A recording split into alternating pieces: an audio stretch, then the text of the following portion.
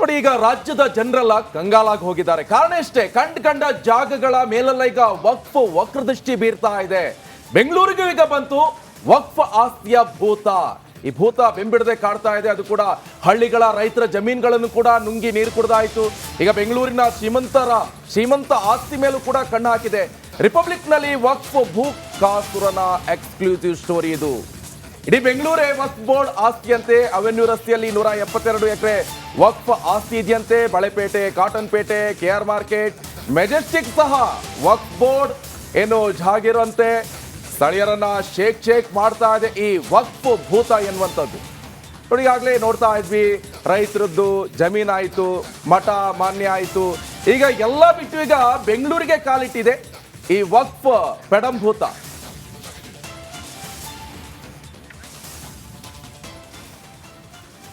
ಮಹಾಭಾರತ ಚರ್ಚಾ ಕಾರ್ಯಕ್ರಮದಲ್ಲಿ ಈ ಬಗ್ಗೆ ಮಾತನಾಡುವಾಗ ಶಫಿ ಸಹದಿ ಅವರೇ ಇದ್ರು, ಮಾಜಿ ಅಧ್ಯಕ್ಷರು. ಅವ್ರು ಹೇಳೋದೇನಂದ್ರೆ, ತಲತಲಾಂತರದಿಂದ ನಾವು ಬಿಟ್ಕೊಟ್ಬಿಟ್ಟಿದ್ದೀವಿ. ಈಗ ವಿಧಾನಸೌಧ ಡಾಕ್ಯುಮೆಂಟ್ ತೆಗೆದ್ರೆ ಅದು ವಫ್ನ ಪ್ರಾಪರ್ಟಿ, ನಾವೇನು ಕೇಳಿದ್ದೀವ? ಬಟ್ ಆತಂಕ ಇರೋದು ಇವತ್ತು ಕೇಳಿಲ್ಲ, ಇವತ್ತು ಶಫಿ ಸಹದಿ ಅವ್ರು ಕೇಳಿಲ್ಲ. ವಫ್ ಬೋರ್ಡ್ನಲ್ಲಿ ನಾಳೆ ಬರೋ ಸದಸ್ಯರು ಅಧ್ಯಕ್ಷರು ಕೇಳೋದಿಲ್ಲ ಅನ್ನೋದು ಏನು ಗ್ಯಾರಂಟಿ? ಈಗ ಒಂದು ಬಾರಿ ವಫ್ನದ್ದು ಅಂತ ಹೇಳಿ ಅದನ್ನ ಈಗ ಗಮನಿಸ್ತಾ ಇದ್ದೀವಿ. ರಾಜ್ಯದ ಉದ್ದಗಲಕ್ಕೂ ಕೂಡ ರೈತರು ಯಾಕೆ ಆತಂಕ ಕಾರಣವಾಗಿದೆ ಅಂತಂದ್ರೆ, ಈ ಪಹಣಿಯ ಕಾಲಮ್ ನಂಬರ್ 9, 11 ಅದ್ರಲ್ಲಿ ವಫ್ ಹೆಸರು ಬಂತು ಅಂತಂದ್ರೆ ಲೀಗಲ್ ಫೈಟ್ ನ ಹೊಣೆಗಾರಿಕೆ ಬರೋದು ಯಾರ ಭೂಮಿ ಅದಾಗಿರುತ್ತಲ್ಲ ಅವ್ರು ತಗೊಂಡು ಹೋಗಿ ಡಾಕ್ಯುಮೆಂಟ್ ತೋರಿಸ್ಬೇಕು ನಮ್ದಿದು ಅಂತ ಹೇಳಿ. ಈಗ ವಿಧಾನಸೌಧ ನಮ್ಮ ಆಸ್ತಿ ಅಂತ ಹೇಳಿ ನಾಳೆ ದಿನ ವಫ್ನ ಯಾರಾದ್ರೂ ಬಂದು ಕ್ಲೈಮ್ ಮಾಡಿದ್ರು ಅಂತಂದ್ರೆ ಡಾಕ್ಯುಮೆಂಟ್ ಇಟ್ಕೊಂಡು ಓಡಾಡಬೇಕಾಗಿರೋದು ವಫ್ ಬೋರ್ಡ್ ಅಲ್ಲ, ಬದಲಾಗಿ ಸರ್ಕಾರ ಅಥವಾ ಸ್ಥಳೀಯ ಆಡಳಿತಗಳು ಓಡಾಡಬೇಕಾಗತ್ತೆ. ಇವತ್ತು ಕೇಳಿಲ್ಲ ಸರಿ, ಹಾಗಂದ್ರೆ ಮಾತ್ರಕ್ಕೆ ಬಿಟ್ಬಿಡುತ್ತಾ ವಫ್? ಆ ಭರವಸೆ ಉಳಿದಿದೆಯಾ?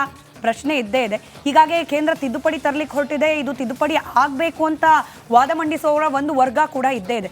ಬೆಂಗಳೂರಿನದ್ದೇ ಗಮನಿಸ್ತಾ ಇದ್ವಿ, KR ಮಾರ್ಕೆಟ್ ಎಷ್ಟು ವರ್ಷದಿಂದ ಅಲ್ಲಿ ಎಷ್ಟೋ ಮಂದಿ ವ್ಯಾಪಾರಿಗಳು ತಮ್ಮ ಬದುಕನ್ನು ಕಂಡುಕೊಂಡಿದ್ದಾರೆ.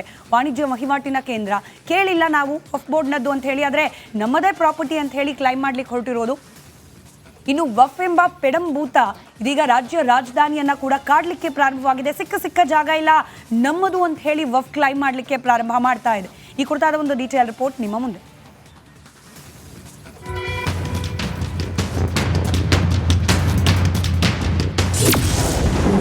ಬೆಂಗಳೂರಿಗೂ ಬಂತು ವಕ್ಫ್ ಆಸ್ತಿ ಭೂತ. ವಾಣಿಜ್ಯ ಕೇಂದ್ರ ಸಂಪೂರ್ಣ ವಕ್ಫ್ ಪಾಲು. ರಾಜ್ಯಾದ್ಯಂತ ವಕ್ಫ್ ಎಂಬ ಬೆಡಂಭೂತಕ್ಕೆ ರೈತರು ಕಂಗೆಟ್ಟು ಹೋಗಿದ್ರು. ತಲಾಂತರದಿಂದ ಬಂದಿದ್ದ ಜಮೀನು ರಾತ್ರೋರಾತ್ರಿ ವಕ್ಫ್ ಆಸ್ತಿ ಎಂದು ಪಹಣಿಯಲ್ಲಿ ನಮೂದಾಗಿ ಸಾವಿರಾರು ಕುಟುಂಬಗಳು ನೆಮ್ಮದಿ ಕಳೆದುಕೊಳ್ಳುವಂತೆ ಮಾಡಿತು.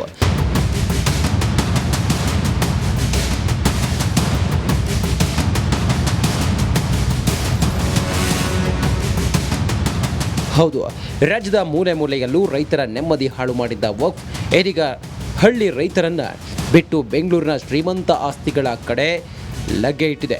ಬೆಂಗಳೂರಿನ ಪ್ರಮುಖ ವಾಣಿಜ್ಯ ಕೇಂದ್ರಗಳು ನಮ್ಮ ಪಾಲು ಎಂದು ವಕ್ಫ್ ಕ್ಲೈಮ್ ಮಾಡಿಕೊಳ್ತಿದೆ. ಬೆಂಗಳೂರಲ್ಲಿ ಯಾವ್ಯಾವ ಆಸ್ತಿ ಇದೆ ಎಂದು ಕೇಳಿದರೆ ನೀವು ದಂಗಾಗ್ತೀರಾ. ಹೌದು, ಬೆಂಗಳೂರಿನ ಪ್ರತಿಷ್ಠಿತ ರಸ್ತೆಯಲ್ಲಿ ಒಂದಾದ ಅವೆನ್ಯೂ ರಸ್ತೆಯಲ್ಲಿದ್ದಂತೆ ವಕ್ಫ್ ಬೋರ್ಡ್ನ 106 ಎಕರೆ ಆಸ್ತಿ. ಅವೆನ್ಯೂ ರಸ್ತೆಯಲ್ಲಿ 172 ಎಕರೆ ವಕ್ಫ್ ಆಸ್ತಿ ಇದೆಯಂತೆ. ಸರ್ವೆ ನಂಬರ್ 22ರಲ್ಲಿ 138 ಎಕರೆ ವಕ್ಫ್ ಆಸ್ತಿ ಇದ್ದು, ಬಳೆಪೇಟೆ, ಕಾಟನ್ ಪೇಟೆ, BBK ಅಯ್ಯಂಗರ್ ರಸ್ತೆ, KR ಮಾರ್ಕೆಟ್ ರಾಜ್ಯದ ಹೋಲ್ಸೇಲ್ ಮಾರಾಟ ಕೇಂದ್ರದ ಹೃದಯ ಭಾಗವೇ ವಕ್ಫ್ ಪಾಲಾಗಿದೆಯಂತೆ. ರಾಜ್ಯದಲ್ಲಿ ಎದ್ದಿದ್ದ ವಕ್ಫ್ ಬೆಂಕಿ ಇದೀಗ ರಾಜಧಾನಿಗೂ ಆಗಮಿಸಿದ್ದು ಸಾರ್ವಜನಿಕರಲ್ಲಿ ಗೊಂದಲ ಮೂಡಿದೆ. ಅಲ್ಲ ಹೇಳಿ, ಏನು ಪ್ರಾಬ್ಲಮ್ ಏನು? ಈ ವಿಡಿಯೋ ತೆಗಿತಾರೆ ಅದು ಹೆಂಗೆ ಸ್ವಾಮಿ? 106 ವರ್ಷದಿಂದ ಎಲ್ಲ ಜನಗಳಿದ್ದಾರೆ, ಎಲ್ರಿಗೂ ಸೇರುತ್ತೆ. ನಮ್ಮೊಬ್ಬರದೇ ಅಂತ ಅವ್ರು ಕೇಳಿದರೆ ಅದಕ್ಕೆ ಅರ್ಥನೇ ಇಲ್ಲ. ಜನಗಳು ಹೆಂಗೆ ಬದುಕೋಕ್ಕಾಗುತ್ತೆ, ಹೆಂಗೆ ಬಾಳೋಕ್ಕಾಗುತ್ತೆ? ಇದು ಜಗಳಗಳಾಗಲ್ವಾ, ಗಲಾಟೆಗಳಾಗಲ್ವಾ, ತೊಂದರೆಗಳಾಗಲ್ವಾ? ಎಲ್ಲ ನಂದೇ ಅಂದ್ಬಿಟ್ರೆ, ಇಡೀ ದೇಶನೇ ನಮ್ಮದು ಅಂದ್ಬಿಟ್ರೆ ಇದು ಅರ್ಥ ಇಲ್ಲ. Kalasipalya KR market town hall ಎಲ್ಲ ಆಸ್ತಿಯು ವಕ್ಫ್ ಹೆಸರಲ್ಲಿದೆ ಎಂದು ವಕ್ಫ್ ಮಂಡಳಿ ಗೆಜೆಟ್ ಕಾಪಿ ತೋರಿಸ್ತಾ ಇದೆ. ಹೀಗಾಗಿ ಚಿಕ್ಕಪೇಟೆ ಅವೆನ್ಯೂ ರಸ್ತೆಯ ಸ್ಥಳೀಯರು ಆತಂಕದಲ್ಲಿದ್ದಾರೆ. Bureau report, Republic Kannada.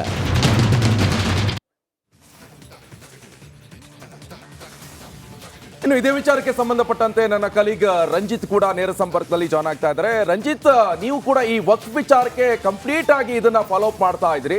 ಎಲ್ಲೆಲ್ಲಿ ಸಣ್ಣ ಪುಟ್ಟ ವಿಚಾರಗಳಿರ್ಬೋದು ಪ್ರತಿಯೊಂದಕ್ಕೂ ಕೂಡ ನೀವು ಅದನ್ನೇ ಹ್ಯಾಂಡಲ್ ಮಾಡ್ತಾ ಇದ್ರಿ, ಫಾಲೋ ಅಪ್ ಸ್ಟೋರಿ ಕೂಡ ಮಾಡ್ತಾ ಇದ್ರಿ. ವಿಜಯಪುರದ ಕೂಡ ದೊಡ್ಡ ಮಟ್ಟದ ಇಂಪ್ಯಾಕ್ಟ್ ಕೂಡ ಆಯಿತು. ಸದ್ಯಕ್ಕೆ ಈ ಪ್ರಕರಣ ಎಲ್ಲಿಯವರೆಗೂ ಬಂತು? ಒಂದ್ ಕಡೆ ಈ ಸಿದ್ದರಾಮಯ್ಯ ಸರ್ಕಾರ ಎನ್ನುವಂಥದ್ದು ಡಬಲ್ ಸ್ಟ್ಯಾಂಡರ್ಡ್ಸ್ ತೋರಿಸ್ತಾ ಇದೆ ಅಂತ ಬಿಜೆಪಿಯವರು ಆರೋಪವನ್ನು ಮಾಡ್ತಾ ಇದ್ದಾರೆ. ಒಂದ್ ಕಡೆ ಸರ್ವೆ ಮಾಡಿ ಅಂತಾರೆ, ಇನ್ನೊಂದ್ ಕಡೆಯಲ್ಲಿ ವಕ್ಫ್ ನೋಟಿಸ್ ಕೊಟ್ಟಿದ್ದನ್ನ ವಾಪಸ್ ಪಡಿತೀವಿ ಅಂತ ಹೇಳ್ತಾರೆ. ಏನ್ ಕತೆ ಅಂತ, ರಾಜ್ಯದಲ್ಲಿ ಏನಾಗ್ತಾ ಇದೆ ಅಂತ?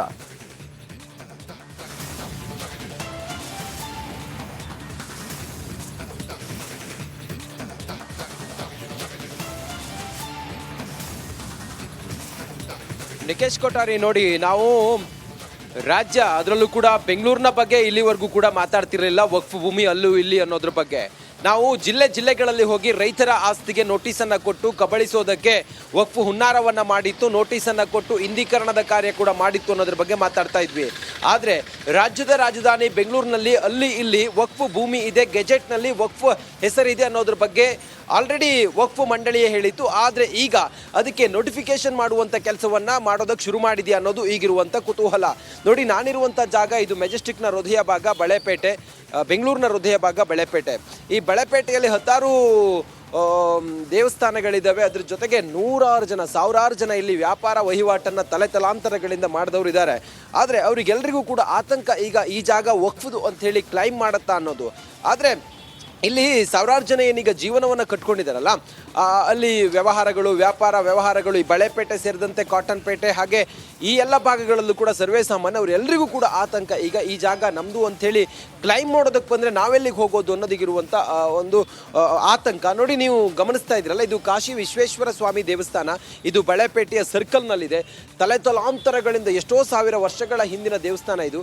ಈ ದೇವಸ್ಥಾನ ಜಾಗವು ಸೇರಿದಂತೆ ಇನ್ನುಳಿದಂಥ ಈ ಸರ್ಕಲ್ ಸೇರಿದಂತೆ ಸುತ್ತಮುತ್ತ ಮಾರ್ಕೆಟ್, ಅವೆನ್ಯೂ ರಸ್ತೆ ಇವೆಲ್ಲವೂ ಕೂಡ ವಕ್ಫ್ ಭೂಮಿ ಅಂತ ಹೇಳಿ ಕ್ಲೈಮ್ ಮಾಡೋದಕ್ಕೆ ಏನಾದರೂ ಹೊರಟ್ರೆ ಎಲ್ಲಿ ಹೋಗೋದು ಅನ್ನುವ ಆತಂಕ ಅಂತೂ ಖಂಡಿತವಾಗ್ಲೂ ಕೂಡ ಇದೆ. ರಾಜ್ಯ ರಾಜಧಾನಿ ಬೆಂಗಳೂರಿಗೂ ಕೂಡ ವಕ್ಫ್ ಬಿಸಿ ಈಗ ತಟ್ಟಿದಂಗೆ ಕಾಣಿಸ್ತಾ ಇದೆ.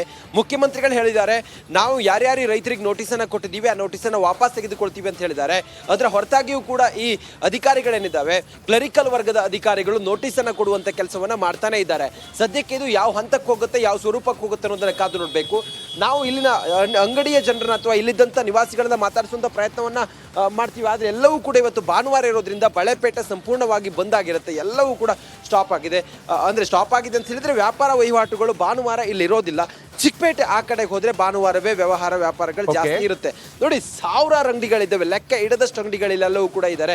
ಅವರೆಲ್ಲರೂ ಇವತ್ತಲ್ಲ ತಲೆತಲಾಂತರಗಳಿಂದ ವ್ಯಾಪಾರ ವಹಿವಾಟನ್ನು ಮಾಡ್ಕೊಂಡು ಬಂದವರು, ಇಲ್ಲಿ ಇದ್ದವರು, ಇಲ್ಲಿ ನಿವಾಸಿಗಳು. ಅವರಿಗೆ ತಮ್ಮ ಜಮೀನು ಅಂತ ಹೇಳೋದಕ್ಕೆ ಅಥವಾ ತಮ್ಮ ಭೂಮಿ ಅಂತ ಹೇಳೋದಕ್ಕೆ ಎಲ್ಲವೂ ಕೂಡ ಆಧಾರಗಳಿದ್ದಾವೆ. ಅದರ ಹೊರತಾಗಿಯೂ ಕೂಡ ನನ್ನ ಜಮೀನು ಅಂತೇಳಿ ವಕ್ಫ್ ಹೇಳ್ತಿರೋದು ಆತಂಕಕ್ಕೆ ಕಾರಣ ಆಗಿದೆ. Nikesh Kothari. Okay, thank you Ranjith, ನಿಮ್ಮೆಲ್ಲ ಮಾಹಿತಿ.